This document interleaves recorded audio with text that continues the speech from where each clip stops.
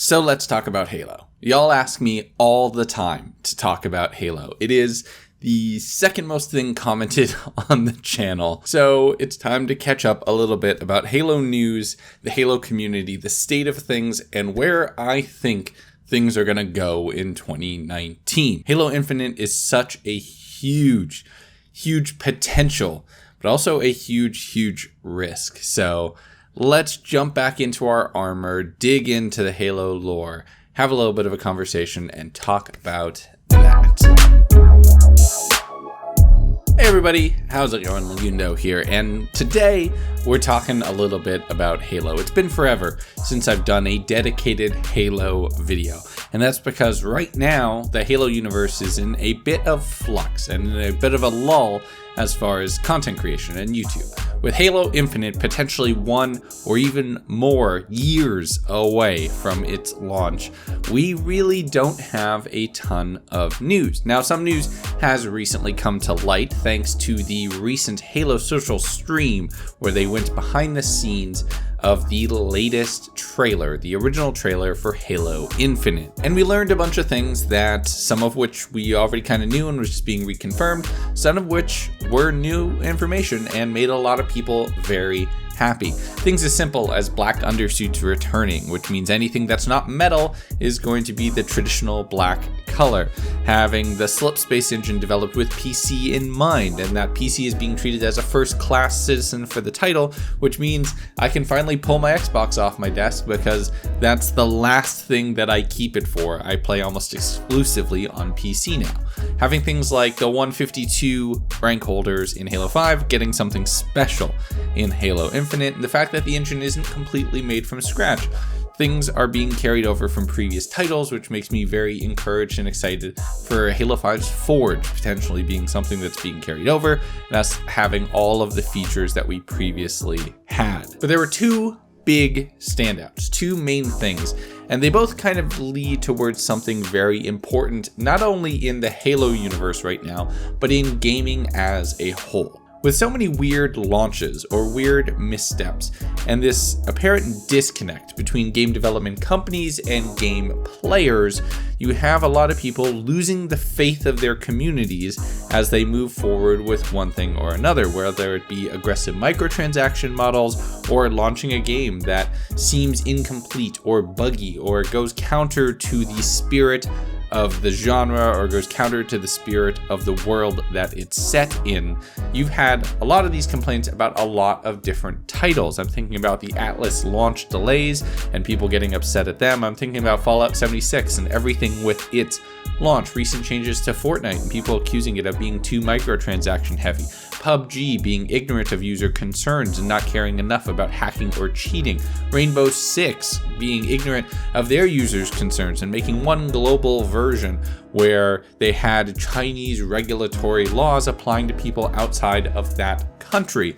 Stories like this are not hard to come by, and I'm really happy to see 343 making the opposite story into the news cycle.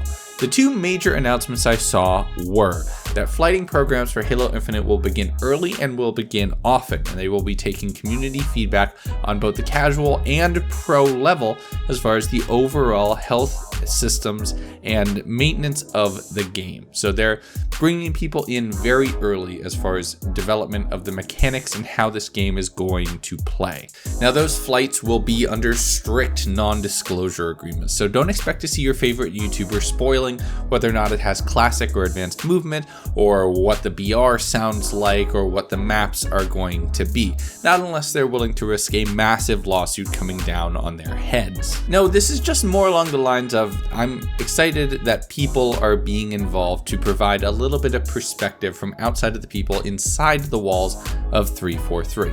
Now, I don't think the game should be made tailored to a couple specific YouTubers, whether it be the classic faction or the advanced movement faction. I think you should listen to both and try to find some middle ground if it can be found at all.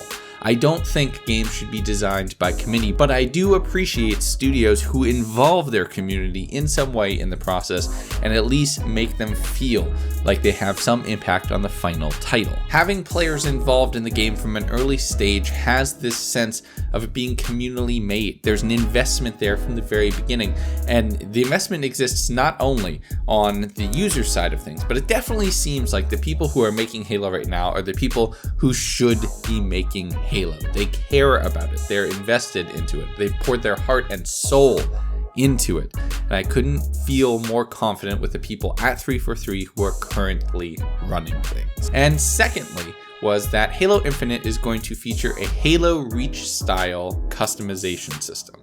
Now, it's Reach inspired, so don't expect all armors to be unlocked through credits and commendations. You're going to see some sort of take on this that's going to have some sort of microtransaction enabled system. There's no way we get a game that doesn't have it. If we don't, I will happily eat crow and say that 343 and Microsoft found a way to pull it off.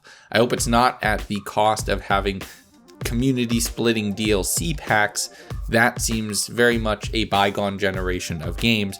Having the community all together and having some sort of optional microtransaction system, in my opinion, is probably the best system for the overall health of the title. But hearing that the Halo Reach customization system is being used is another aspect of listening to the community. So many people praised Reach's system for being so player oriented that I can't help but just applaud for moving towards something like that, even if it could be at a potential risk for more microtransactions being sold in Halo Infinite. If Halo Infinite goes with the Reach customization system, but then new and unique skins, which are available in the store, like a Fortnite style store, buy what you want, but they're only there for a limited time, I could 100% get behind this as long as core aspects of customization remain available through player unlocks. I can see having really out there skins or really out there armors, but don't hide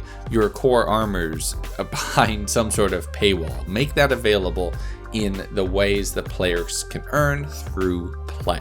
All of this in general seems to be leading towards one major goal with Halo Infinite, and that is re-earning users' trust and regaining the trust of the community at large. 343 seems very intent on making decisions and communicating those decisions in a way that keeps people caring about Halo, but also leads the people who care about Halo a lot to feel like they are being listened to. And this is something I think a lot of game studios nowadays could take note from. Bethesda seems pretty tone deaf when it comes to Fallout 76 complaints, and even that whole bag gate problem led to a $5 refund in atoms, which was not even enough to buy the Postman skin, which featured the bag digitally, which was 800 atoms at the time. And newer skins have been released for as much as 2,000 atoms, which is $20 for one skin in a game that used to release full-fledged story-based DLCs for 10.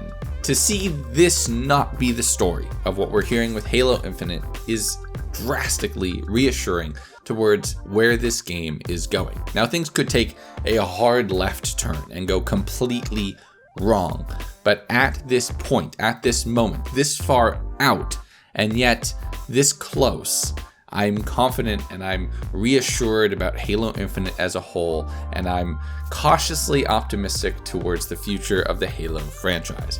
I've had a lot of people say that when Halo Infinite comes out, will you be just a Halo YouTuber again? Will you go back to doing just one game? That's probably a video for another time. But for right now, I would say that if Halo Infinite comes out and it is the game I'm hoping it's going to be, I'm definitely going to be playing it a lot. I'll definitely do some videos in it for sure. And I think that's a sentiment held by a lot of Halo creators that at the moment have kind of stepped away from Halo to other titles, because you gotta pay the bills, you gotta be able to make videos, you gotta be able to do something you can enjoy. And I should definitely split this off to another video. I will split that off to another video sometime very soon. But that's just my thoughts. I want to hear what you think. How do you feel about Halo Infinite? Do you think that 343 is listening, or do you think that they're being ignorant to true community concerns? And in your opinion, who is the true community of Halo?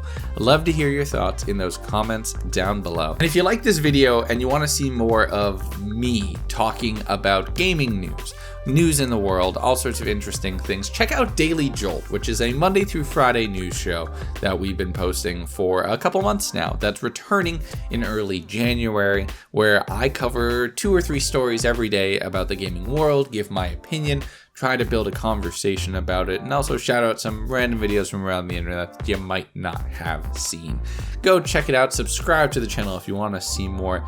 Thank you all so much for watching. I hope you have a fantastic rest of 2018.